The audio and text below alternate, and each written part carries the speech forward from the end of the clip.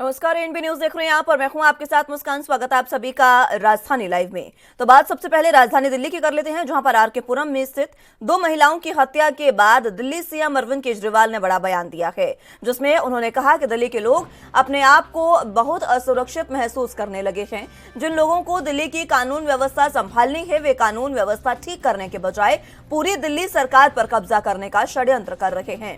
CM ने कहा कि आज दिल्ली की कानून व्यवस्था एलजी की बजाय आप सरकार के अधीन होती तो दिल्ली सबसे सुरक्षित होती। इसके अलावा आरके पुरम स्थित दोहरे हत्याकांड के बाद दोनों महिलाओं के परिवार के प्रति संवेदना जताते हुए सीएम अरविंद केजरीवाल ने मृतक की आत्मा की शांति के लिए प्रार्थना की। तो वहीं इस मामले को लेकर दिल्ली सरकार के अन्य नेताओं और कैबिनेट मंत्रियों ने भी बीजेपी पर राजधानी में बिगड़ते कानून व्यवस्था को लेकर निशाना साधा है।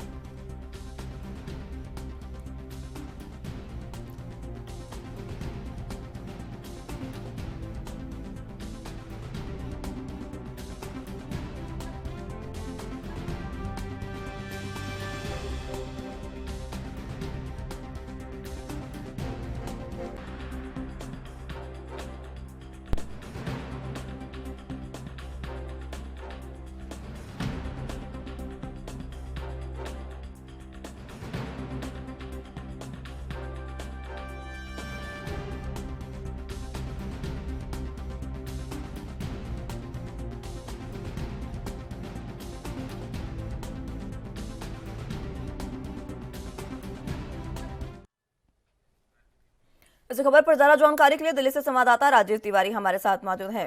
राजीव, जिस तरीके से दिल्ली की कानून व्यवस्था लगातार बिगड़ती जा रही है, और यह कहना गलत नहीं होगा, एक के बाद एक लगातार अलग अलग हत्याएं दिल्ली में देखने को मिली है। पहले जिस तरीके से सड़क पर युवती की हत्या की गई, उसके बाद कल ये जो दो वारदातें हुई है दिल्ली में, ये कहना गलत नहीं होगा कि कानून व्यवस्था पूरे तरीके से चरमरा गई है दिल्ली में।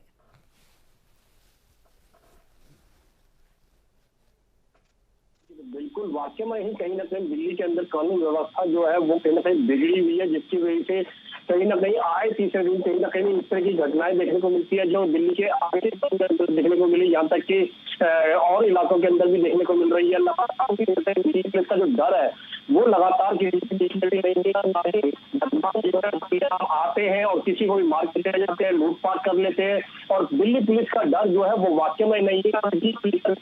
जिस तरीके से दिल्ली के आरके पुरम के अंदर दो महिलाओं के ऊपर गोलियां चलाई गई, उसके भाई को गोली मारने आए थे बदमाश देर रात, और कहीं ना कहीं उसकी जानकारी जो है वो लगभग सुबह 4:40 के करीब जो है वो कहीं ना कहीं दिल्ली पुलिस को मिलती है, और उसके बाद में दिल्ली पुलिस आती है और कहीं ना कहीं पूरी जांच करती है। मगर अब कहीं ना कहीं दो आरोपियों को जरूर गिरफ्तार कर लिया गया है, दो बदमाशों को। मगर यहाँ पर बात करें जिस तरीके से आम आदमी पार्टी की, तो आम आदमी पार्टी के मुखिया जो है अरविंद केजरीवाल, उनकी तरफ से बिल्कुल कहा गया है कि अगर दिल्ली पुलिस उनके हाथ में होती तो कानून व्यवस्था इतनी नहीं बिगड़ती, और उपराज्यपाल के ऊपर भी निशाना साधा कि उपराज्यपाल के हाथ में कानून व्यवस्था दी गई है, मगर उपराज्यपाल जो है वो दिल्ली सरकार के कामों को हस्तक्षेप कर रहे हैं, ना कि दिल्ली के कानून व्यवस्था जो उनके हाथ में उसको सुधारने के लिए प्रयास किए जा रहे हैं। मगर यही चीज भी जानना चाहती है कि दिल्ली पुलिस इतनी लापरवाह क्यों हो चुकी है, और दिल्ली पुलिस का जो डर है वो क्यों नहीं देखने को मिल रहा है। आए घटना जो है वो देखने को मिल रही है, जिस तरीके से 2-3 घटनाएं दिल्ली के अंदर रविवार को भी देखने को मिली, और उसके बाद में कहीं ना कहीं आए दिन छोटी मोटी चैन स्नैचिंग, मोबाइल स्नैचिंग की इस तरह की घटनाएं जो है वो आए किसी दिन देखने को मिलती है। दिल्ली पुलिस का डर जो है वो बदमाशों के बीच में बिल्कुल भी नहीं है, और इसी को लेकर आम आदमी पार्टी के तमाम मंत्रियों की बात करें, तमाम नेताओं की बात करें, कल संजय सिंह की बात करें या फिर अरविंद केजरीवाल की बात करें, सौरभ भारद्वाज की बात करें, सबने ही प्रेस वार्ता कर कहीं ना कहीं दिल्ली सरकार के जो कामों को रोकने के लिए जो राज्यपाल लगातार प्रयास कर रहे हैं, भाजपा जो लगातार दिल्ली सरकार को छीनने की कोशिश कर रहे हैं, तो उसको लेकर कहीं ना कहीं आरोप लगाया, और कहीं ना कहीं दिल्ली पुलिस के द्वारा जो कार्य कानून व्यवस्था जो कड़ी होनी चाहिए जो राज्यपाल के हाथ में, तो उसको लेकर भी कहीं ना कहीं आरोप लगाए कि जो राज्यपाल है वो दिल्ली की कानून व्यवस्था को नहीं संभाल रहे, और जिसकी वजह से कहीं ना कहीं इस तरीके की घटनाएं जो है वो आए दिन देखने को मिल रही है। जिस तरीके से आरके पुरम में ये घटना देखने को मिली, इसके अलावा कई अन्य जगहों पर भी कल ही दिल्ली में ये घटनाएं देखने को मिली है। चाहे दिल्ली यूनिवर्सिटी की बात करें, जहां पर दो गुटों में जब आपसी झड़प हुई तो एक युवक की हत्या कर दी गई। ये तमाम बातें दिल्ली की कानून व्यवस्था की ओर इशारा कर रही हैं। बावजूद इसके दिल्ली में बीजेपी की सरकार ये कहती है कि जो कानून व्यवस्था है वो पूरे तरीके से सुदृढ़ की गई है, क्योंकि जो कानून व्यवस्था है वो गृह मंत्री के अंडर आती है। तो बीजेपी इसमें अपना पूरे तरीके से कह रही है कि हमने बिल्कुल सही तरीके से कानून व्यवस्था रखी है, लेकिन केजरीवाल इस पर लगातार निशाना साधते नजर आ रहे हैं। दूसरी तरफ देखा जाए तो बीजेपी का यही कहना है कि अरविंद केजरीवाल को अगर अपनी जो कानून व्यवस्था है वो सुधारनी है तो वो पंजाब में सुधारें। देखिए, यहाँ पर बात करें मुस्कान, जिस तरीके से भाजपा की, तो भाजपा लगातार कहीं ना कहीं कानून व्यवस्था को बेहतर बताने की बात करती है और लगातार कहीं ना कहीं, क्योंकि दिल्ली पुलिस जो है वो गृह मंत्रालय के अधीन आती है और दिल्ली जो गृह मंत्रालय है वो लगातार दिल्ली पुलिस को अच्छा बताने की कोशिश करते हैं और लगातार कहीं ना कहीं दिल्ली पुलिस भी कोशिश करती है कि वो अपने आप को अच्छा साबित कर सके। मगर यहाँ पर जिस तरीके से आए तीसरे दिन घटनाएं देखने को मिल रही है दिल्ली की तरफ से देखने को मिल रही है, क्योंकि इस तरीके की, क्योंकि दिल्ली के आरके पुरम के इस तरह की यूनिवर्सिटी के अंदर एक छात्र की मौत हो जाती है, वो भी कहीं ना कहीं चाकू मारकर, और दूसरी में भी कहीं उस साइड में भी इस तरीके की घटनाएं देखने को मिली और आम छोटे इलाकों के अंदर कहीं ना कहीं इस तरीके की घटनाएं देखने को मिलती है। और कुछ ऐसी जैसे चैन स्नैचिंग की बात करें, मोबाइल की बात करें, इनके अंदर तो दिल्ली पुलिस जो है वो एफआईआर भी दर्ज नहीं करती है। तो कहीं ना कहीं स्थिति को बेहतर बताने की कोशिश की जाती है, मगर जिस तरीके से कानून व्यवस्था जो है वाकई में ही कहीं ना कहीं दिल्ली के अंदर बिगड़ी हुई है और इसी को लेकर जिस तरीके से आम आदमी पार्टी आरोप लगा रही है कि जो केंद्र सरकार है या फिर गृह मंत्रालय है तो दिल्ली पुलिस को बेहतर नहीं कर रहा है, कानून व्यवस्था नहीं बेहतर कर रहा है। उपराज्यपाल को लगाया गया है और उपराज्यपाल के अंदर ही कहीं ना कहीं दिल्ली पुलिस आती है, मगर वो भी कहीं ना कहीं दिल्ली पुलिस की जो कार्य प्रणाली है उसको कहीं ना कहीं बेहतर नहीं कर रहे हैं, सिर्फ दिल्ली सरकार को बिगाड़ने की कोशिश की जा रही है। और भाजपा की तरफ से भी आरोप लगाए जा रहे हैं कि आम आदमी पार्टी जिस तरीके से दिल्ली पुलिस के ऊपर आरोप लगा रही है वो पंजाब के अंदर इस तरीके की कानून व्यवस्था बेहतर करे। मगर यहाँ पर लगातार जिस तरीके से दिल्ली के अंदर आए तीसरे दिन घटनाएं देखने को मिल रही है, चाहे वो महिलाओं के ऊपर हो, चैन स्नैचिंग हो, लगातार दिल्ली के अंदर देखने को मिल रही है और आए तीसरे दिन चोरी डकैती की घटनाएं जो है वो लगातार दिल्ली के अंदर देखने को मिल रही है। मगर यहाँ पर कानून व्यवस्था का जो डर होना चाहिए, दिल्ली पुलिस का जो डर होना चाहिए वो बिल्कुल नहीं है और जिसका फायदा कहीं ना कहीं वो आवाज से जो बदमाश हो गए वो कहीं ना कहीं उनको लगता है कि किसी को भी मार देना और किसी को 2-3 महीने की सजा काट के बाद में फिर दोबारा से इसी तरीके की घटनाएं देखने को मिलती है। मगर यहाँ पर दिल्ली पुलिस का जो वाकई में ही डर है वो बिल्कुल भी नहीं है और दिल्ली पुलिस को कहीं ना कहीं अपना जो खौफ मर्जी का रौब होना चाहिए था वो बिल्कुल भी नहीं है और जिसके लिए कहीं ना कहीं दिल्ली पुलिस को कदम उठाने होंगे, कहीं ना कहीं सख्ती देखने को मिलनी चाहिए। मगर यहाँ पर कानून व्यवस्था वाकई में कहीं ना कहीं बनाई हुई है जिसको लेकर अब कहीं ना कहीं राजनीति भी देखने को मिल रही है, क्योंकि आम आदमी पार्टी भाजपा के ऊपर आरोप लगा रही है, भाजपा दिल्ली सरकार यानी कि आम आदमी पार्टी के ऊपर आरोप लगा रही है, मगर कहीं ना कहीं कानून व्यवस्था के बारे में कोई भी नहीं सोच रहा है और जिसके लिए कहीं ना कहीं ये केंद्र सरकार ही कम से कम केंद्र सरकार मगर देखना होगा केंद्र सरकार इन घटनाओं को लेकर क्या दिल्ली पुलिस को कोई सख्ती से पालन करने के लिए अधिकार देगी या फिर कहीं ना कहीं दिल्ली पुलिस के अंदर जो दिल्ली पुलिस का जो डर बदमाशों के बीच में नहीं है, क्योंकि दिल्ली का तिहाड़ जेल के अंदर भी इस तरीके की घटनाएं देखने को मिली, चाकूबाजी देखने को मिली थी, मगर वो भी कहीं ना कहीं दिल्ली पुलिस की एक काली प्रणाली थी उसके ऊपर जरूर सवाल खड़ा करता हुआ नजर आता है। मगर देखना होगा दिल्ली पुलिस वाकई में इन घटनाओं से कुछ सबक लेगी या फिर कहीं ना कहीं सिर्फ राजीव, जिस तरीके से लगातार ये घटनाएं हो रही है दिल्ली में, आए दिन लगातार अलग अलग वारदातें हो रही है, इसमें ये कहना गलत नहीं होगा कि जहां बदमाशों में दिल्ली पुलिस का डर होना चाहिए था वहां बदमाशों का डर आम जनता में देखने को मिल रहा है। बिल्कुल सही कहा आपने। यहाँ पर बात करें दोस्तों, जिस तरीके से दिल्ली पुलिस का डर जो बदमाशों के अंदर होना चाहिए था वो बिल्कुल भी नहीं देखने को मिल रहा है, बल्कि हमें बदमाशों का डर जो है वो आम जनता के अंदर है, क्योंकि आम जनता को पता है कि उनके साथ अगर चैन स्नैचिंग होती है, चोरी डकैती की घटनाएं होती है तो उसके लिए अगर दिल्ली पुलिस में जाते हैं तो दिल्ली पुलिस ही उनको डांटती है, उनको एफआईआर नहीं करती है, उनके ऊपर कार्रवाई नहीं करती है। इस तरह की घटनाएं जो है वो आम देखने को मिलती है और इसी की वजह से कहीं ना कहीं आम जनता जो है वो कहीं ना कहीं दिल्ली पुलिस से दूर रहने की पसंद करती है और कहीं ना कहीं जिस तरीके से बदमाशों के अंदर इस तरीके की घटनाएं जो बार बार की जा रही है, चाहे वो रविवार के फुटपाथ बाजार हो उसके अंदर भी छोटे मोटे चोर जेब कतरे जो है वो लगातार लोगों के जेब छीनते हैं, मोबाइल छीन लेते हैं और कई बार तो ऐसी भी घटनाएं देखने को मिलती है कि जो विरोध करता है उसके ऊपर भी चाकूबाजी की जाती है, ब्लेड मार दिए जाते हैं। मगर दिल्ली पुलिस जो है वो कहीं ना कहीं उनके लिए कदम नहीं उठाती है, सिर्फ घटना को घटने के बाद में ही कहीं ना कहीं लकीर पीटने का काम करती है, ना कि उससे पहले जो सख्ती बरतनी चाहिए दिल्ली पुलिस की तरफ से वो करनी चाहिए। मगर अभी तक दिल्ली पुलिस के अंदर जो दिल्ली पुलिस बार बार कहती है कि वो दिल की पुलिस है, मगर अभी तक दिल की पुलिस वो है वो नहीं बन पाई है, जिसकी वजह से कहीं ना कहीं आम जनता जो है वो कहीं ना कहीं अपने आप को सुरक्षित महसूस नहीं करती है। जब आम जनता जनता सुरक्षित महसूस नहीं कर पाती है। तो सोचिए महिलाओं के साथ जिस तरीके से घटनाएं घटती होंगी, चैन स्नैचिंग की बात करें, मोबाइल स्नैचिंग की बात करें, या महिलाओं के साथ लगातार जो आरोप देखने को मिलते हैं, उसको लेकर भी कहीं ना कहीं दिल्ली पुलिस जो है वो सख्ती से कदम नहीं उठा पा रही है, जिसकी वजह से कहीं ना कहीं राजनीति जो है वो देखने को मिल रही है। आम जनता जो है वो कहीं ना कहीं दिल्ली पुलिस की कदम से कहीं ना कहीं नाराज भी होती हुई नजर आ रही है। जी ठीक है राजीव, बहुत शुक्रिया आपका हमारे साथ जुड़ने के लिए और तमाम अहम जानकारी हम तक पहुंचाने के लिए।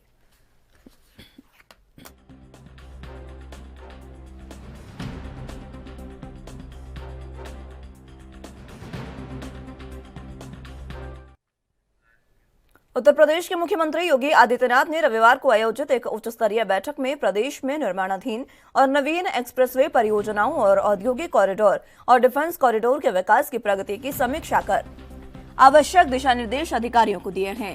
इस दौरान मुख्यमंत्री ने कहा कि 5.5 वर्ष में उत्तर प्रदेश में रोड इंफ्रास्ट्रक्चर के क्षेत्र में अभूतपूर्व कार्य किया गया है। 2017 तक मात्र 2 एक्सप्रेसवे वाले इस प्रदेश में आज 6 एक्सप्रेसवे बने हैं। राष्ट्रीय राजमार्ग भी 5 वर्ष पहले की तुलना में लगभग दोगुने हो गए हैं।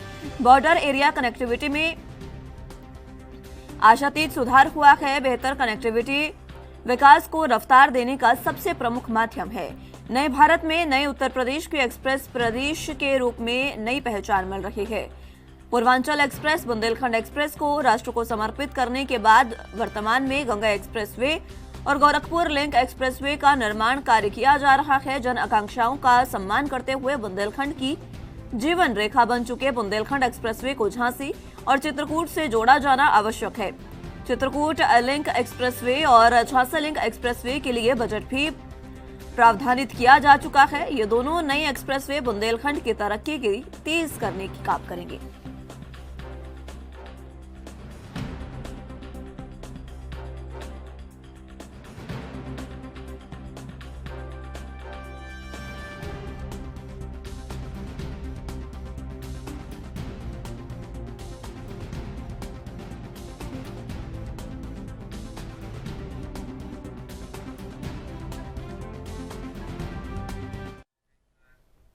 इस खबर पर ज्यादा जानकारी के लिए लखनऊ से संवाददाता जितेंद्र चौहान हमारे साथ मौजूद हैं। जितेंद्र, उत्तर प्रदेश के सीएम योगी आदित्यनाथ का ये कहना है कि आज उत्तर प्रदेश की जो छवि है वो एक्सप्रेस प्रदेश की छवि के रूप में उभरी है, क्योंकि बीजेपी की सरकार ने उत्तर प्रदेश को कई एक्सप्रेसवे दिए हैं। देखिए, बिल्कुल अखिलेश शासनकाल की बात की जाए तो सबसे कह सकते हैं कि एक एक्सप्रेसवे बनाया गया था और साफ तौर पे भारतीय जनता पार्टी की सरकार आने के बाद लगातार जो एक्सप्रेसवे का है वो कहीं ना कहीं निर्माण तेजी से हो रहा है और पूर्वांचल एक्सप्रेस वे से लेके लिंकिंग रोड तक कहीं ना कहीं बनाने का काम किया जा रहा है। 2024 तक एक गंगा एक्सप्रेस वे तैयार किया जा रहा है उत्तर प्रदेश सरकार की ओर से, जो कि बुंदेलखंड को मिलेगा। 2 नए लिंक एक्सप्रेस का भी उपहार उत्तर प्रदेश सरकार देने का काम करेगी और केंद्र सरकार ये कह सकते हैं कि वो देने का काम करेगी। मुख्यमंत्री के लगातार निर्देश दिए थे Chitrakoot Jhansi link road expressway का शुभारंभ जल्द से जल्द किया जाए, जल्द से जल्द उसका निर्माण कार्य उसको पूरा करने का काम किया जाए।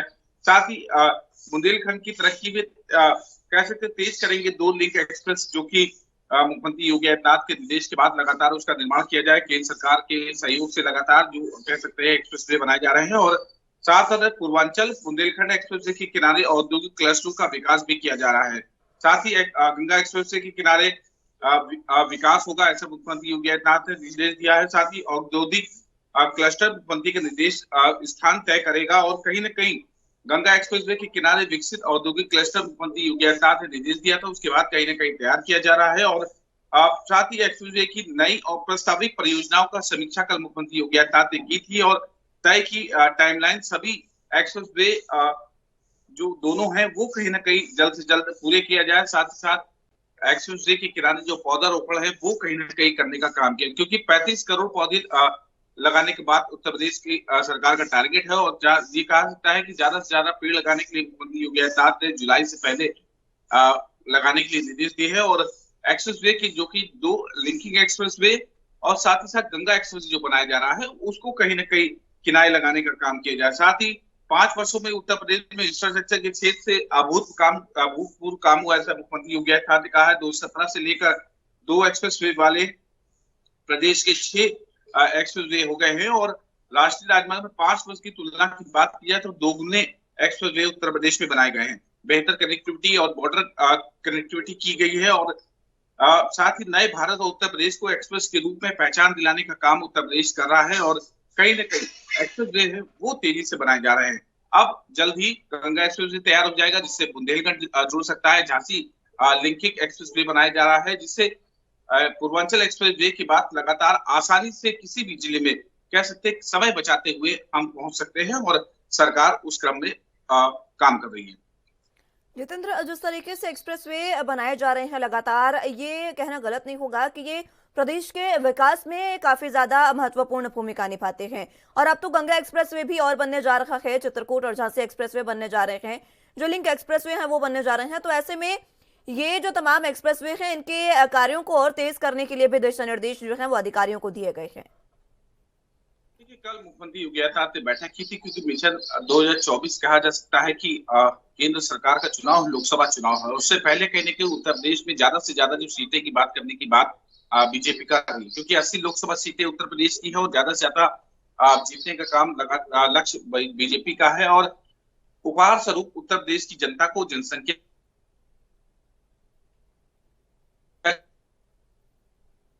लोकसभा चुनाव से पहले जनता को ये सौंपना भी चाहते हैं और ये कहा जा सकता है कि यही आधार जो विकास कार्य दिए जा रहे हैं, जनता को जो उपहार सौंपे जा रहे हैं, जनता को जो उपहार सौंपे जा रहे हैं, यही आधार कहीं न कहीं तय करेंगे 2024 की रणनीतियां। और इसी क्रम में लगातार सरकार तैयार हो जाए। साथ ही एक सबसे बड़ा एक आ सकता है कि राम मंदिर जो कि अयोध्या बन रहा है, वो भी 2024 में लक्ष्य रखा गया है, वो जल्द से जल्द पूरा हो जाए। तो ऐसे तमाम विकास कार्य हैं जिसको उत्तर प्रदेश में तेजी से पूरा करने के लिए मुख्यमंत्री लगातार समीक्षा बैठक करते हैं। कल कह सकते हैं कि एक्सप्रेस वे को लेकर बैठक हुई थी, कितना काम हो चुका गंगा एक्सप्रेस वे का, और माना जा रहा है कि लगभग 75% गंगा, और उसी क्रम में सरकार चाहती है कि जल्दी से जल्दी एक्सप्रेस वे का काम शुरू हो जाए और कहीं ना कहीं वो उत्तर प्रदेश की जनता को सौंपने का काम किया जाए। इसको लेकर भी तैयारियां लगातार बीजेपी कर रही है। जिस तरीके से आपने भी जिक्र किया कि ये जो तमाम कार्य हैं वो 2024 के चुनाव में बीजेपी को काफी फायदा देने वाले हैं। जितेंद्र, बिल्कुल जाहिर सी बात है, सत्ताधारी पार्टी है उत्तर प्रदेश में बीजेपी की, और जाहिर सी बात है केंद्र सरकार में भी बीजेपी की पार्टी है। और जाहिर सी बात है कि उनके कह सकते हैं प्रधानमंत्री नरेंद्र मोदी के रूप में वो केंद्र सरकार में बैठे और दोबारा लक्ष्य है कि ज्यादा से ज्यादा सीटें उत्तर प्रदेश की लोकसभा की जीती जाए और राज्यों से जीती जाए, तो दोबारा केंद्र में सरकार बीजेपी की बने और पुरजोर कोशिश की जा रही है। उत्तर प्रदेश समेत कई राज्यों में कहीं न कहीं विकास कार्य चल रहे हैं और जहाँ पर बीजेपी शासित राज्य है उन सभी को जीतने के लिए लक्ष्य रखा गया है। और उत्तर प्रदेश सबसे बड़ा राज्य है आबादी के स्तर से, वोट बैंक सबसे ज्यादा है और इसीलिए चाहते हैं कि ज्यादा से ज्यादा विकास कार्य जो उत्तर प्रदेश में चल रहे हैं वो जनता को सौंप दी जाए और यही आधार तय करेगा 2024 में किस तरह की चीजें सामने आएंगी, जनता क्या तय करती है। लेकिन उससे पहले कहीं ना कहीं जनता को ये सौंपना होगा जो विकास कार्य उत्तर प्रदेश में चल रहे हैं। ठीक है जितेंद्र, बहुत शुक्रिया आपका हमारे साथ जुड़ने के लिए और तमाम अहम जानकारी हम तक पहुंचाने के लिए।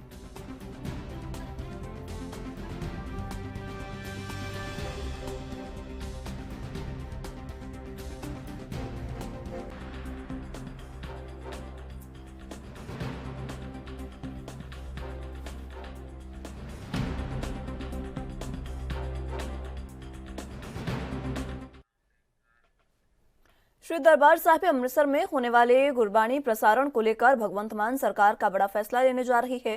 गुरुद्वारा एक्ट 1925 में एक नई धारा जोड़ी जा रही है। इस बात की जानकारी खुद मुख्यमंत्री भगवंत मान ने ट्वीट कर दी है।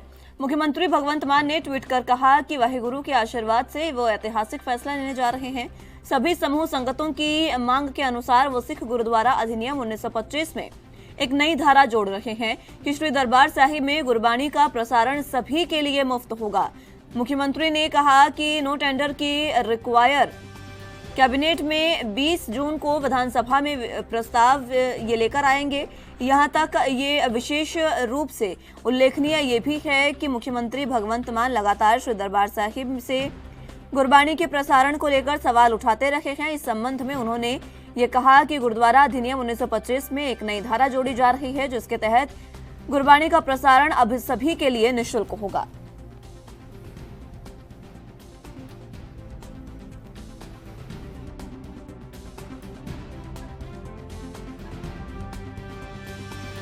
तो आपको बता दें कि पंजाब के मुख्यमंत्री भगवंत मान आम जनता को एक बड़ी सौगात देने जा रहे हैं और ये बड़ा फैसला लेने जा रहे हैं। आपको बता दें कि गुरुद्वारा एक्ट 1925 में अब मुख्यमंत्री भगवंत मान द्वारा एक नई धारा जोड़ी गई है। ये जो नई धारा है इसको जोड़ने के लिए पंजाब में विशेष सत्र भी बुलाया गया है और इसका प्रस्ताव भी लाया जाएगा।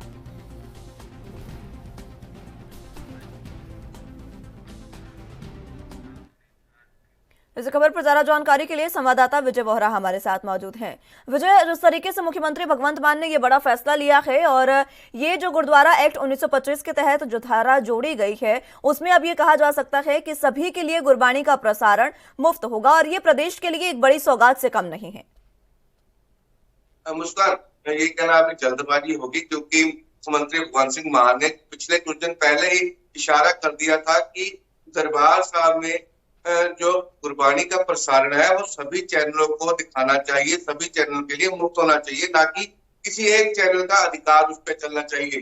तो इसी को देखते हुए बीते दिन मुख्यमंत्री भगवंत सिंह मान ने ट्वीट कर एक जानकारी दी कि 19-20 तारीख को जो विशेष विधानसभा सेशन बुलाने जा रहे हैं उसमें इस चीज का जिक्र करते हुए फिर दोबारा से गुरबाणी प्रसारण को लेकर एक बात की कि सभी चैनलों को इसका अधिकार होना चाहिए, इसका जितना खर्चा होगा वो सरकार जो है वहन करेगी, एक किसी भी चैनल का अधिकार नहीं होना चाहिए, इसको टेंडर मुक्त किया जाएगा। तो साफ तौर पर उन्होंने कहा कि कल विधानसभा के सेशन में इस बात पर चर्चा की जाएगी, इस बिल को जो है लाने का प्रस्ताव लाया जाएगा ताकि विधानसभा में जो मता पास होके उसके बाद जो है इसका गुरबाणी का प्रसारण सभी चैनलों को दिखाया जा सके। पर देखना ये होगा मुस्कान, क्योंकि इसमें जब एक धारा और जोड़ने की बात की जा रही है गुरबाणी प्रसारण को लेकर, तो देखना रहेगा 1925 एक्ट जो है ये केंद्र के अधीन आता है, तो इसमें क्या अमेंडमेंट की जाती है पंजाब सरकार द्वारा, तो ये विशेष देखने वाला दिन होगा क्योंकि आज जो है विधानसभा का पहला दिन है, कल दूसरा दिन होगा। आज मता जो लाया जाएगा, कल 20 जून को इस पर जो है अमेंडमेंट की जाएगी। पर कहीं ना कहीं विरोधी पार्टी जो अकाली दल है वो इसे गैर संवैधानिक बोलती है। इसमें सिखों को भावनाओं के साथ खिलवाड़ का जो है नाम दिया जा रहा है। पर मुस्कान, देखना होगा आज का दिन बड़ा अहम है जब विधानसभा में गुरबाणी प्रसारण को लेकर 1925 जो गुरुद्वारा प्रबंधक एक्ट है उसमें एक धारा जोड़ने की बात जो की जा रही है उसमें क्या सामने निकल के आता है। मुस्कान, विजय, अगर ये धारा जोड़ी जाती है तो किस तरीके का विरोध इसमें हो सकता है, क्योंकि विपक्षी पार्टियां विरोध तो कर ही रही हैं, साथ ही जनता को ये फैसला किस तरीके से जनता इस फैसले को देख रही है, इस बारे में भी बताएं।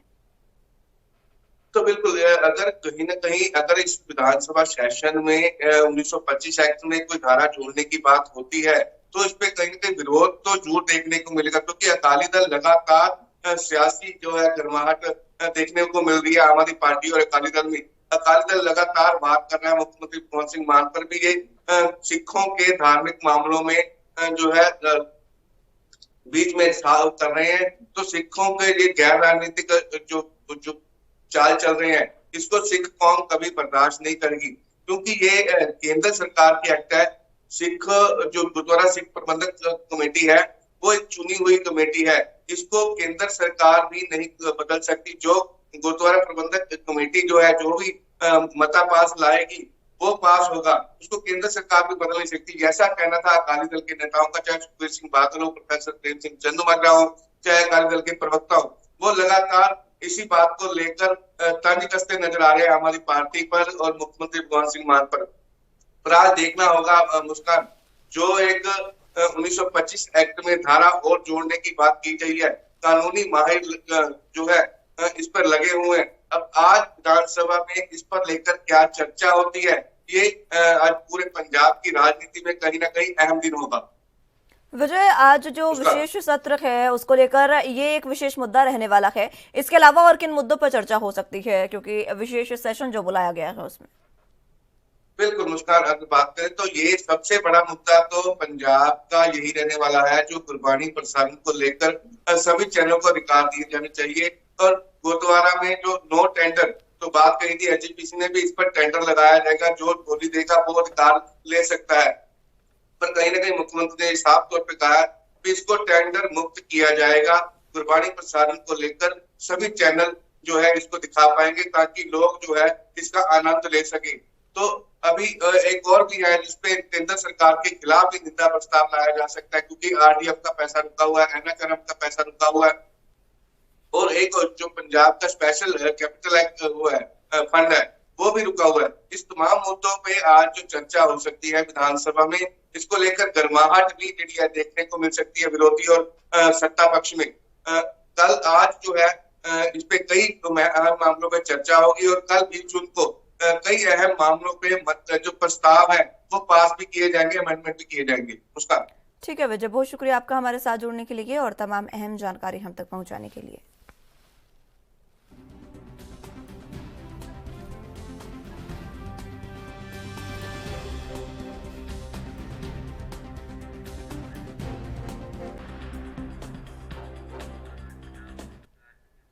छत्तीसगढ़ के मुख्यमंत्री भूपेश बघेल 19 जून को पेंड्रा प्रवास पर रहेंगे। मुख्यमंत्री इस दौरान वहां कई कार्यक्रमों में शिरकत होने के साथ साथ गौरेला, पेंड्रा, मरवाही जिले को 44 करोड़ रुपए से अधिक के विकास कार्यों की सौगात भी देंगे।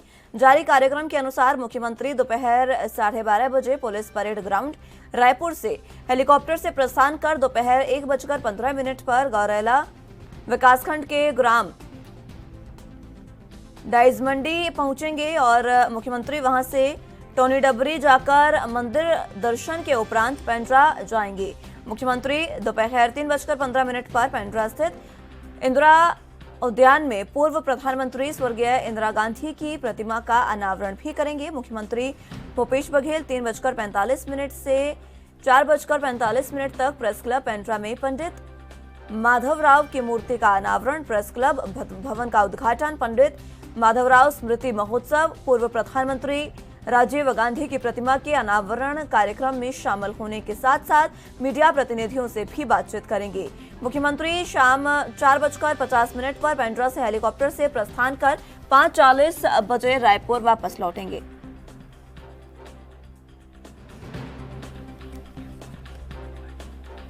इस खबर पर ज्यादा जानकारी के लिए रायपुर से संवाददाता टिकेश वर्मा हमारे साथ मौजूद हैं। टिकेश, मुख्यमंत्री भूपेश बघेल के कई कार्यक्रम आज प्रस्तावित है, चाहे राजीव गांधी की प्रतिमा का अनावरण हो या इंदिरा गांधी की प्रतिमा का, और माधवराव की स्मृति का भी अनावरण वो करेंगे। किस तरीके की जानकारी, क्या कुछ अहम कार्यक्रम? जी मुस्कान, देखिए मुख्यमंत्री भूपेश बघेल आज गौरेला, पेंड्रा, मरवाही के दौरे पर है और मुख्यमंत्री भूपेश बघेल आज इस दौरे का शुरुआत मंदिर दर्शन के साथ करेंगे, जिसके बाद मुख्यमंत्री भूपेश बघेल इंदिरा उद्यान पेंड्रा पहुंचेंगे, जहां पर स्वर्गीय श्रीमती इंदिरा गांधी की मूर्ति का अनावरण करेंगे। इसके बाद मुख्यमंत्री भूपेश बघेल के कई कार्यक्रम है। प्रेस क्लब पेंड्रा में वो पंडित माधवराव सप्रे की मूर्ति का अनावरण करेंगे, प्रेस क्लब भवन का उद्घाटन करेंगे। इसके बाद मीडिया से रूबरू होंगे, चर्चा करेंगे और कई मुद्दों पर वो सवालों का जवाब देते हुए नजर आएंगे। इसके बाद मुख्यमंत्री भूपेश बघेल पेंड्रा में स्वर्गीय राजीव गांधी जी की प्रतिमा का अनावरण करेंगे। इस पर मुख्यमंत्री भूपेश बघेल का कार्यक्रम आरक्षित है और कई कार्यक्रमों में मुख्यमंत्री भूपेश बघेल हिस्सा लेंगे। बता दें कि मुख्यमंत्री भूपेश बघेल इस दौरान गौरेला, पेंड्रा, मरवाही में करीबन 44 करोड़ 61 लाख रुपए की सौगात देते हुए नजर आएंगे, जिसमें 57 विकास कार्यों की बात है, जिसमें 16 करोड़ 99 लाख की लागत से निर्मित 35 विकास एवं निर्माण कार्यों का लोकार्पण है। इसके साथ साथ 27 करोड़ 62 लाख रुपए की लागत वाले 22 विकास कार्यों का भूमि पूजन भी शामिल है। तो मुख्यमंत्री भूपेश बघेल कई ऐसे काम है जो मुख्यमंत्री भूपेश बघेल इस दौरान करते हुए नजर आएंगे, चाहे वो पुल पुलिया की बात हो, चाहे वो भूमि तो तमाम तरीके की ऐसी सौगात देते हुए मुख्यमंत्री भूपेश बघेल नजर आएंगे। जी मुस्कान, 44 करोड़ की जो सौगात देने जा रहे हैं मुख्यमंत्री भूपेश बघेल, क्या कुछ सौगातें इसमें रहने वाली है जो वो यहाँ पर तमाम जो जिलों के दौरे पर वो है वहां पर देंगे? जी देखिए, गौरेला, पेंड्रा, मरवाही के दौरे पर मुख्यमंत्री भूपेश बघेल और आज करीबन 44 करोड़ 61 लाख रुपए की लागत देंगे। 57 विकास कार्य इसमें शामिल है। सबसे बड़ी बात है कि मुख्यमंत्री भूपेश बघेल 27 करोड़ 62 लाख रुपए की लागत से बनने वाले भवन, सड़क एवं पुल पुलिया का भूमि पूजन और शिलान्यास करेंगे। इसके साथ साथ मुख्य रूप से 11 करोड़ 59 लाख रुपए की लागत से पेंड्रा रोड से अमरकंटक मार्ग के लिए 18 करोड़ 80 लाख रुपए की जो किलोमीटर विकास कार्यों की सौगात देंगे। 4 करोड़ 11 लाख रुपए की लागत से निंदा से तो कई सड़क इसमें शामिल है, मार्ग शामिल है, जिसके लिए मुख्यमंत्री भूपेश बघेल सौगात देते हुए नजर आएंगे। उसके साथ साथ आदिवासी समाज की भवन है, विकास खंड स्तरीय भवन है और स्वामी आत्मानंद अंग्रेजी मीडियम स्कूल भी इसमें शामिल है। करीब शासकीय आयुर्वेदिक औषधालय भवन का भी निर्माण करेंगे, पानी टैंक का भी निर्माण करेंगे। तमाम तरीके की सौगात है जो मुख्यमंत्री भूपेश बघेल गौरेला पिंडरा वासियों को देते हुए नजर आएंगे। तो तमाम ये सौगात है जी। कब तक उनका ये दौरा शुरू होगा टिकेश? कब तक मुख्यमंत्री पहुंचेंगे इन जिलों के दौरे पर?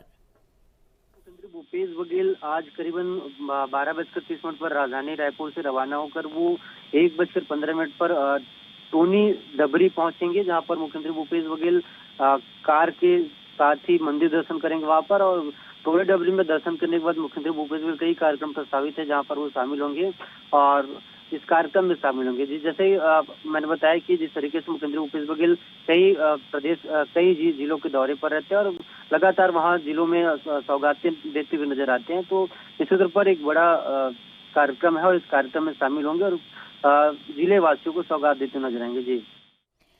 प्रेस क्लब पेंड्रा में भी पंडित माधवराव की मूर्ति का भी अनावरण करेंगे। इसके साथ प्रेस क्लब का उद्घाटन भी किया जाएगा, भवन का उद्घाटन यहाँ पर होगा, माधवराव स्मृति महोत्सव भी यहाँ पर होगा। इस महोत्सव में क्या कुछ खास रहने वाला है, यहाँ के क्या कुछ कार्यक्रम, ये भी विस्तार से बताएं। देखिए, महोत्सव की जानकारी हमने लिया तो पूरी तैयारी है महोत्सव की और पंडित माधवराव सप्रे जो प्रेस क्लब अभी बन रहा है उसके लिए मुख्यमंत्री भूपेश बघेल ने कहा है कि जिस तरीके से छत्तीसगढ़ में पत्रकारिता के जनक और साहित्यकार है और जिनका 19 जून यानी कि आज जयंती है, उनको नमन करते हुए उन्होंने कहा है साफ तौर पर कि सप्रे जी द्वारा रखी गई नींव आज छत्तीसगढ़ की पत्रकारिता समृद्ध हो रही है और छत्तीसगढ़ में राष्ट्रीय और साहित्यिक चेतना को विकसित करने में भी सप्रे जी का अमूल्य योगदान रहा है। स्वतंत्रता संग्राम के दौरान उनकी लेखनी ने जो सैकड़ों सत्याग्रहियों का मार्गदर्शन किया और राष्ट्र प्रेम की प्रेरणा दी है, वो सप्रे जी के रचनात्मक और मूल्य परक लेखन ने छत्तीसगढ़ की पत्रकारिता को एक नई आयाम दी है। तो मुख्यमंत्री भूपेश बघेल शामिल होंगे और डॉक्टर सप्रे को बड़ी संख्या में यहाँ पर लोग मानते हैं और पत्रकारिता जगत में उनका एक अमूल्य योगदान है, जिसको मुख्यमंत्री भूपेश बघेल संदेश भी जारी करते हुए उनको नमन किया जी। ठीक है टिकेश, बहुत शुक्रिया आपका हमारे साथ जुड़ने के लिए और तमाम अहम जानकारी हम तक पहुँचाने के लिए।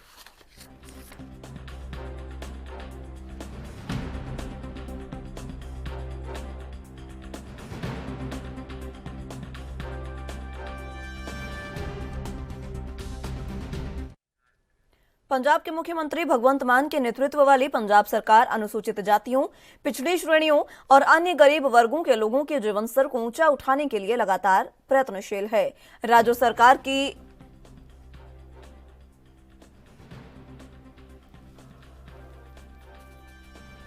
तरफ से इस संबंधी कई स्कीम चलाई जा रही है। सामाजिक न्याय, अधिकारिता और अल्पसंख्यक मंत्री डॉक्टर बलजीत कौर ने बताया कि BR अम्बेडकर भवनों की मरम्मत और रखरखाव के अंतर्गत 2 करोड़ रुपए की राशि जारी की गई है। इस संबंधी जानकारी देते हुए सामाजिक न्याय, अधिकारिता और अल्पसंख्यक मंत्री डॉक्टर बलजीत कौर ने बताया कि राज्य के जिलों में बने डॉक्टर BR अम्बेडकर भवनों की मरम्मत और रखरखाव के अंतर्गत 2 करोड़ रुपए की राशि जिला अमृतसर, पटियाला, संगरूर, फिरोजपुर, फरीदकोट, रूपनगर, मोगा, गुरदासपुर, होशियारपुर, फतेहगढ़ साहिब, कपूरथला और शहीद भगत सिंह नगर को जारी की गई है।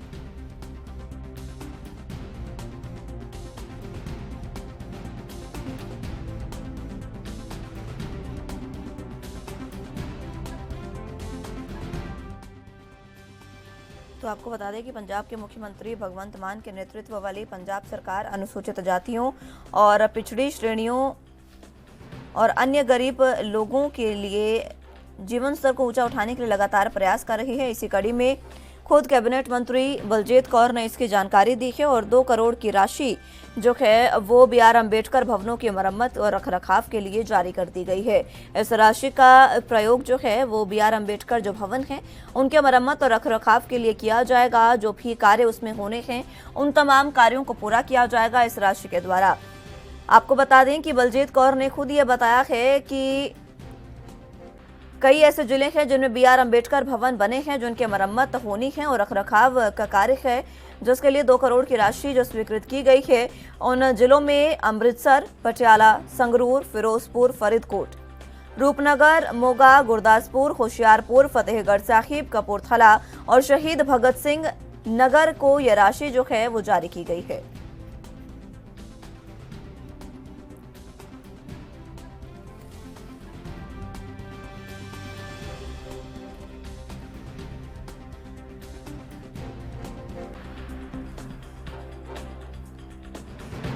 तो बता दें कि अनुसूचित जातियों और पिछड़ी श्रेणियों के लोगों को विकास के रास्ते पर लाने के लिए और उनके जीवन स्तर को ऊंचा उठाने के लिए लगातार प्रयास कर रही है भगवंत मान की सरकार। और इसी कड़ी में एक और बड़ा फैसला लिया गया है। खुद कैबिनेट मंत्री डॉक्टर बलजीत कौर ने इसकी जानकारी दी है। उन्होंने साफ तौर पर कहा कि जो भी BR अम्बेडकर भवन है उनके मरम्मत के लिए, उनके रखरखाव के लिए 2 करोड़ की राशि जो है वो स्वीकृत की गई है। और कई ऐसे जिले हैं जिनको ये राशि स्वीकृत की गई है। इन जिलों में फतेहगढ़ साहिब, फिरोजपुर, पटियाला, अमृतसर, रूपनगर, मोगा, गुरदासपुर, तमाम ये जिले जो हैं वो शामिल हैं जहां पर ये राशि वितरित की जा रही है। ये 2 करोड़ रुपए की राशि जो है वो स्वीकृत की गई है वहां के प्रशासन को, ताकि BR अम्बेडकर भवन जो हैं उनके मरम्मत और रखरखाव का कार्य पूर्ण रूप से बेहतर तरीके से हो पाए।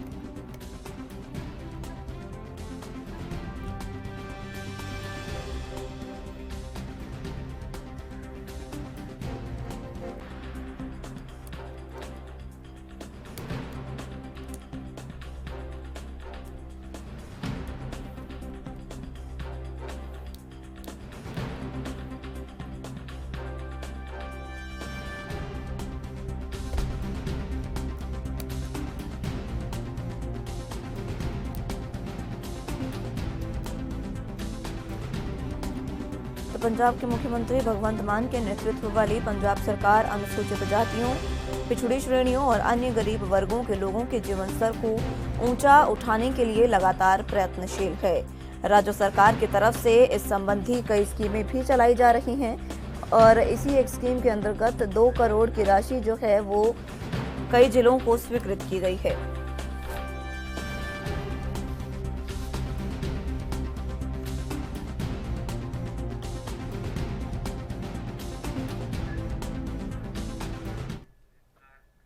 इस खबर पर ज्यादा जानकारी के लिए संवाददाता अमित सेठी हमारे साथ मौजूद हैं। अमित, जिस तरीके से डॉक्टर बलजीत कौर ने कैबिनेट मंत्री जो है उन्होंने ये साफ तौर पर कहा कि BR अम्बेडकर भवनों की मरम्मत और रखरखाव के लिए राशि स्वीकृत की गई है, क्या कुछ अहम जानकारी? कल जो है डॉक्टर बलजीत कौर ने जो है एक कार्यक्रम में जो है साफ तौर पे कहा है कि डॉक्टर भीमराव अम्बेडकर के जो भवन हैं पंजाब में जगह जगह, चाहे अमृतसर की बात की जाए, संगरूर की बात की जाए, रूपनगर की बात की जाए, मोगा की बात की जाए, तो करीब कई भवन जो है वो पिछले लंबे अरसे से थे, उनका निर्माण जो है होना बाकी था। तो उसको लेके जो है 2 करोड़ की जो राशि जो है जारी की गई है, क्योंकि पिछले लंबे अरसे से जो थे भवन तो बने हुए थे मगर उनमें जो है काम जो है होना था।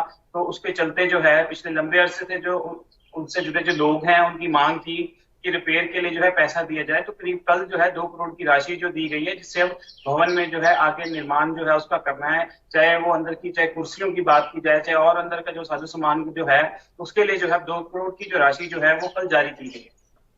ये जो राशि जारी की गई है किन किन जिलों को जारी की गई है, कौन कौन से जिले इसमें शामिल है और ये राशि जो स्वीकृत की गई है किस प्रकार के कार्य इस राशि से किए जाएंगे?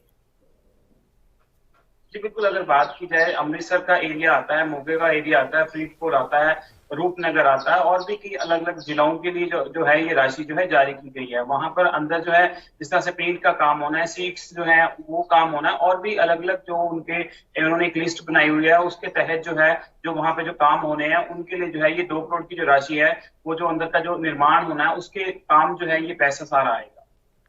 बहुत शुक्रिया आपका हमारे साथ जुड़ने के लिए और तमाम अहम जानकारी हम तक पहुंचाने के लिए।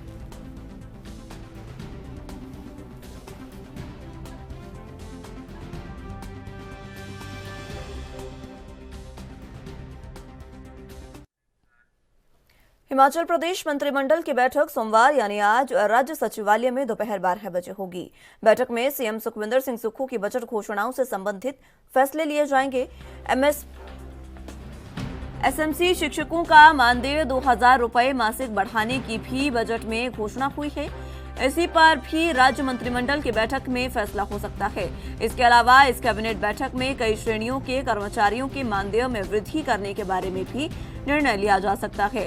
इसके अलावा स्वास्थ्य, शिक्षा और अन्य महकमों से संबंधी मसले भी यहाँ पर विचार किए जा सकते हैं। प्रदेश में महिलाओं को मासिक 1500 रुपए देने के बारे में भी मंजूरी दी जा सकती है। इसके अलावा राज्य की आर्थिक तंगहाली और इसे दुरुस्त करने के बारे में भी इस बैठक में फैसला हो सकता है।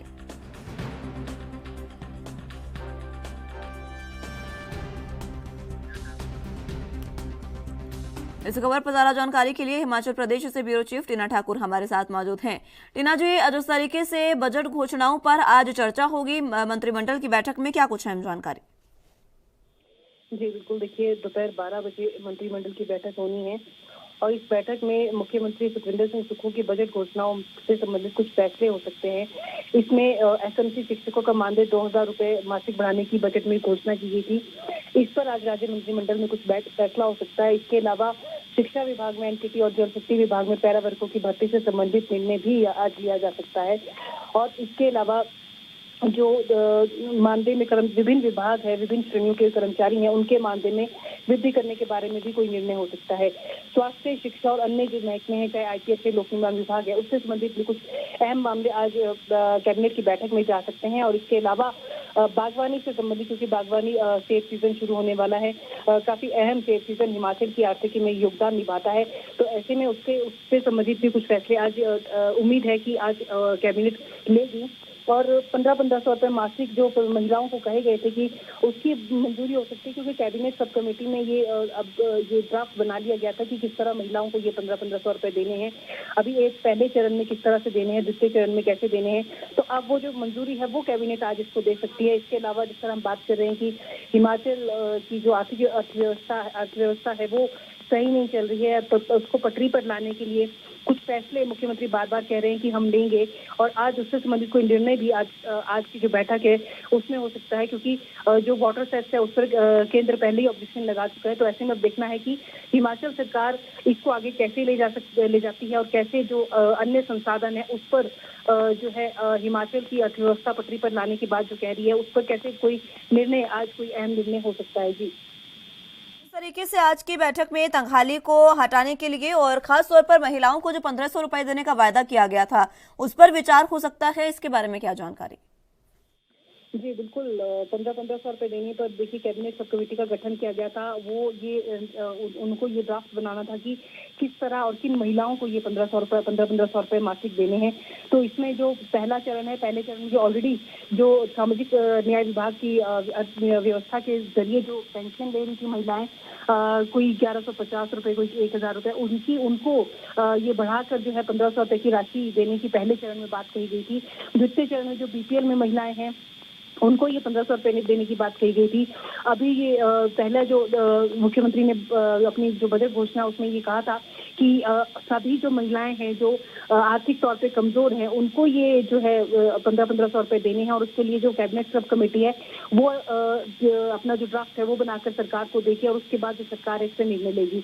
तो आज जो है जो द्वितीय चरण की जो महिलाएं हैं जिनको 1500 रुपए देने हैं उस पर कोई फैसला आज की कैबिनेट में हो सकता है कि किस तरह ये और किन महिलाओं को ये 1500 रुपए देने और कितनी महिलाओं की ये संख्या होगी। जी ठीक है टीना जी, बहुत शुक्रिया आपका हमारे साथ जुड़ने के लिए और तमाम अहम जानकारी हम तक पहुंचाने के लिए।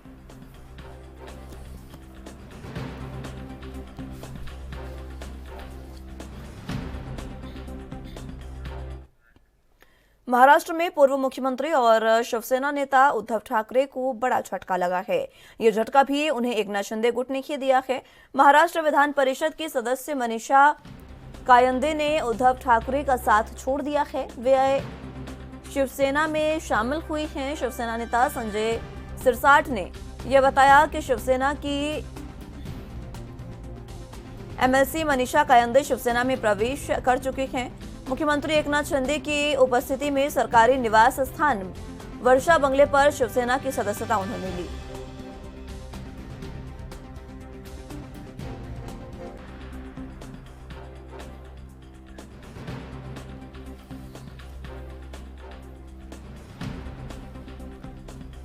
तो आपको बता दें कि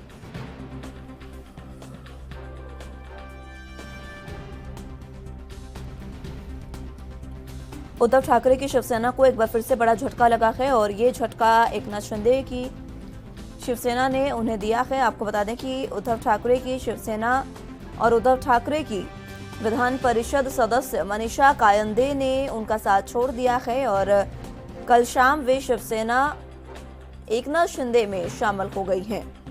अभी तक उन्होंने उद्धव ठाकरे का साथ नहीं छोड़ा था, लेकिन अब उन्होंने उद्धव ठाकरे का साथ छोड़कर एकनाथ शिंदे का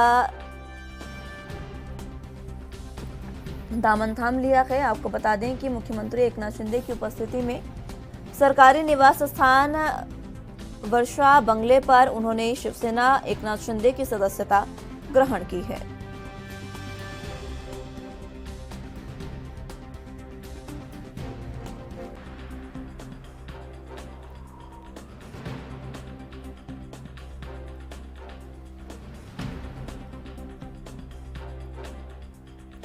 महाराष्ट्र के पूर्व मुख्यमंत्री और शिवसेना नेता उद्धव ठाकरे को बड़ा झटका लगा है। ये झटका उन्हें एकनाथ शिंदे गुट ने ही दिया है।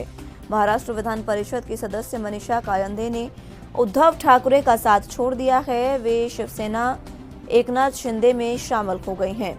शिवसेना नेता संजय सिरसाट ने इस बारे में जानकारी दी और बताया कि शिवसेना की एमएलसी मनीषा कायंदे शिवसेना एकनाथ शिंदे में प्रवेश कर चुकी हैं। मुख्यमंत्री एकनाथ शिंदे की उपस्थिति में मुख्यमंत्री के सरकारी आवास बंगले वर्षा में उन्होंने शिवसेना एकनाथ शिंदे की सदस्यता ग्रहण की है।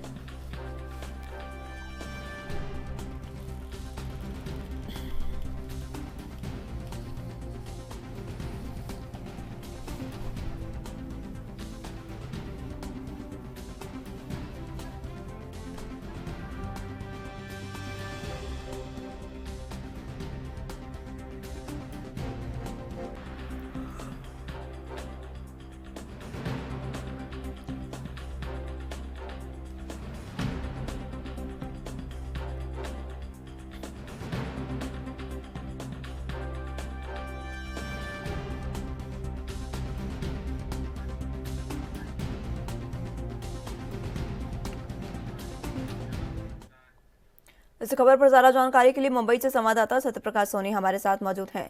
सत्यप्रकाश, जिस तरीके से उद्धव ठाकरे की शिवसेना को एक बार फिर से एक बड़ा झटका लगा है, उन्हीं की एमएलसी एकनाथ शिंदे की पार्टी में अब शामिल हो गई है।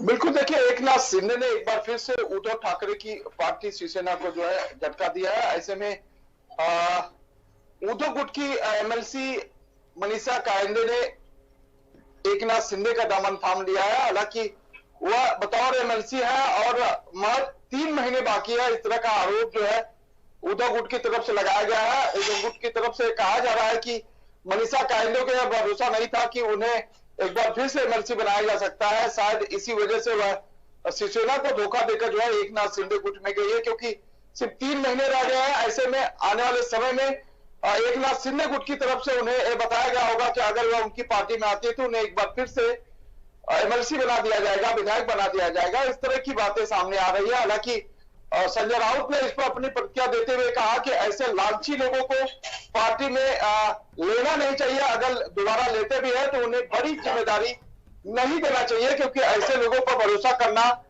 अपने जान का खतरा है, पार्टी को खतरा है। जी, जिस तरीके से यहाँ पर एमएलसी ने उनका दामन छोड़ दिया है, ये बड़ा झटका उद्धव ठाकरे को हो सकता है, क्योंकि आने वाले समय में बीएमसी चुनाव भी हैं, विधानसभा लोकसभा दोनों ही चुनाव हैं।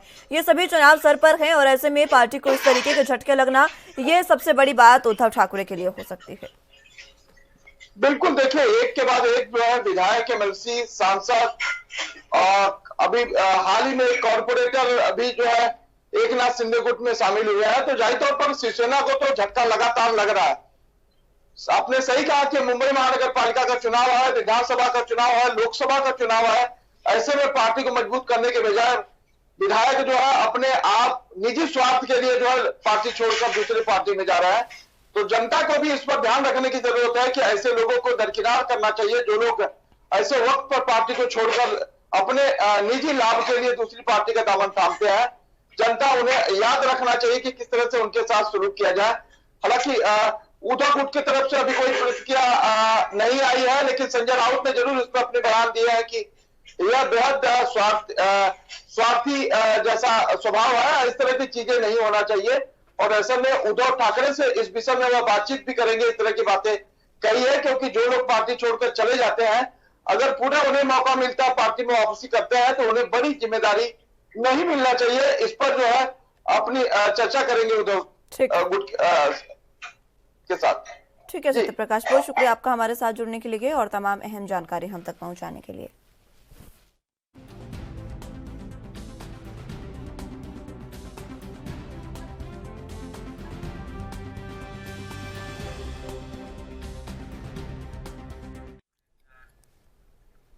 उत्तराखंड की 5 लोकसभा सीटों में से एक नैनीताल लोकसभा सीट पर कांग्रेस के सबसे वरिष्ठ और अनुभवी चेहरा जागेश्वर से कई बार के विधायक रहे और पूर्व विधानसभा अध्यक्ष गोविंद सिंह कुंजवाल चुनाव लड़ने की इच्छा जाहिर करते हुए नजर आ रहे हैं।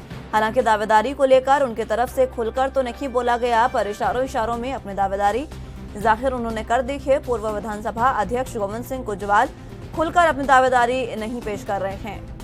इतना जरूर उन्होंने कह दिया है कि अगर कांग्रेस हाईकमान उनको चुनाव लड़ने की जिम्मेदारी देता है तो वो इस जिम्मेदारी को पूरा करके जरूर दिखाएंगे।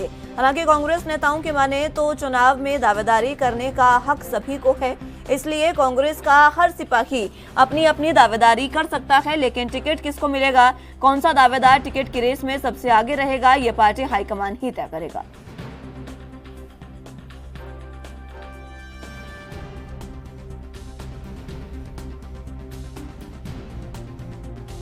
मैं जब से राजनीति में आया, मैं पार्टी का सिपाही होकर के काम करता हूँ और पार्टी का जो आदेश होगा वो हमेशा छुड़ादारी होता है, उससे मैं पीछे नहीं हटूंगा। तो आप की इच्छा रहेगी सर अगर जनता ना पार्टी अगर इस लायक हमको समझेगी तो हम पीछे नहीं हटेंगे।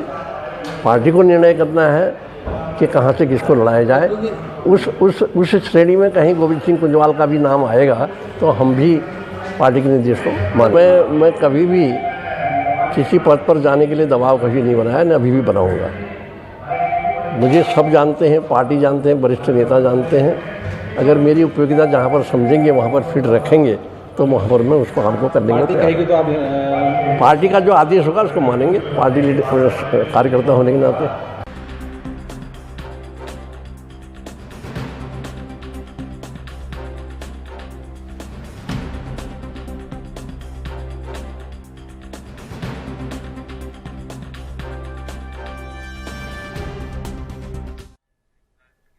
इस खबर पर ज्यादा जानकारी के लिए हल्द्वानी से संवाददाता अमित चौधरी हमारे साथ मौजूद हैं। अमित, तो जिस तरीके से पूर्व विधानसभा अध्यक्ष कुंजवाल ने अब दावेदारी ठोक दी है, खुलकर नहीं कहा लेकिन इशारों में दावेदारी कर दी है उन्होंने लोकसभा चुनाव के लिए, अब कांग्रेस इसे किस तरीके से देख रही है? देखिए मुस्कान, बात करें जिस तरीके से देश के सबसे बड़ा लोकतंत्र का जो यहाँ पर पर्व है उसका यहाँ पर वो होने जा रहा है। 2024 में लोकसभा चुनाव देश में होने जा रहे हैं। उत्तराखंड की बात करें, 5 लोकसभा सीट उत्तराखंड के अंदर आती है और कांग्रेस की सबसे बड़ी मुश्किल यही है कि 2 बार से 5 लोकसभा सीट भाजपा के खाते में है और इस बार कांग्रेस को करिश्मा करके दिखाना होगा। जो लगातार दबाव कहीं ना कहीं कांग्रेस के जो बड़े नेता हैं, जो चेहरे हैं, उनके चेहरे पे साफ देखा जा सकता है कि जो चुनाव में कहीं ना कहीं विजय से प्राप्त करने को लेकर के लगातार कार्रवाई की जा रही है। उत्तराखंड के अंदर 5 लोकसभा सीट में कहीं ना कहीं वो अपना वर्चस्व यहाँ पर साबित करने जा रहे हैं और उसको लेकर के लगातार अब कांग्रेस के अंदर इस लोकसभा चुनाव को लेकर लगातार तैयारी की जा रही है। नैनीताल लोकसभा सीट की बात करें, कुमाऊं में आती है नैनीताल लोकसभा सीट। 2 सीट है कुमाऊं के अंदर जिसमें अल्मोड़ा और नैनीताल का नाम आता है। नैनीताल में लगातार जिस तरीके से यहाँ पर अब दावेदारों की जो नाम है वो लगातार सामने आ रहे हैं। गोविंद सिंह कुंजवाल ने भी हालांकि इसमें अपनी दावेदारी दिखाने की कोशिश किया, खुल के नहीं कहा, इशारों में अपनी बात यहाँ पर कहते हुए नजर आए हैं मीडिया के सामने और उनकी तरफ से साफ कहा गया कि अगर पार्टी हाईकमान उनकी जरूरत समझती है नैनीताल लोकसभा सीट पर, उनको जिम्मेदारी देती है तो जरूर इस जिम्मेदारी को निभाएंगे। और गोविंद सिंह कुंजवाल के बारे में मुस्कान में आपको बता दूं, बेहद ही लंबा अनुभव उनका रहा है उत्तराखंड की राजनीति में और उत्तराखंड के कहीं ना कहीं गांधी के रूप में भी उनको कहा जाता है क्योंकि गांधीवादी विचारधारा के वो नेता रहे हैं और सरल स्वभाव के नेता है, लंबे समय से राजनीति में है और पूरी तरीके से पहाड़ की राजनीति को जानते हैं और यही एक कहीं ना कहीं उनका उद्देश्य है कि संसद में जाकर के पहाड़ के लोगों की आवाज को उठाया जाए और उसको लेकर के पार्टी हाईकमान अगर उन पर भरोसा जताती है तो वो जरूर निश्चित तौर पर यहाँ पर जीत करके आएंगे, क्योंकि एक लंबा राजनीतिक अनुभव रहा है। और अगर समीकरणों की बात करें तो यहाँ पर पूरी तरीके से अगर नैनीताल लोकसभा सीट में कांग्रेस के प्रबल दावेदार भी वो नजर आते हैं और हरीश रावत के बेहद ही खास जो है वो है। और विधानसभा यहाँ पर अध्यक्ष रहते हुए जब कांग्रेस की सरकार थी तो उन्होंने मुखर होकर के सारी बातें कही। ऐसा नहीं कि कांग्रेस की परिपाटी से वो आते थे तो उन्होंने कांग्रेस का समर्थन किया हो। अगर सरकार की तरफ से कभी कोई कमी रही हो तो उसको खुलकर के मीडिया के सामने कहा है। यही उनका नेचर दर्शाता है और यही उनको अलग बनाता है। बेहद ही बड़े चेहरे हैं और जनता में कहीं ना कहीं उनकी स्वीकारता है। उसको लेकर के भी जो जनता है कहीं ना कहीं उनके नाम पे भी यहाँ पर सहमति जरूर जता सकती है। अब क्योंकि गेंद जो है यहाँ पर पार्टी हाईकमान के पाले में है, कौन सा नाम यहाँ पर फाइनल होगा वो आने वाला समय बताएगा मुश्किल। लेकिन कांग्रेस में जिस तरीके से नामों की चर्चा की जा रही है उसमें नैनीताल लोकसभा सीट में गोविंद सिंह कुंजवाल को भी अहम बताया जा सकता है। ठीक है अमित, बहुत शुक्रिया आपका हमारे साथ जुड़ने के लिए और तमाम अहम जानकारी हम तक पहुंचाने के लिए।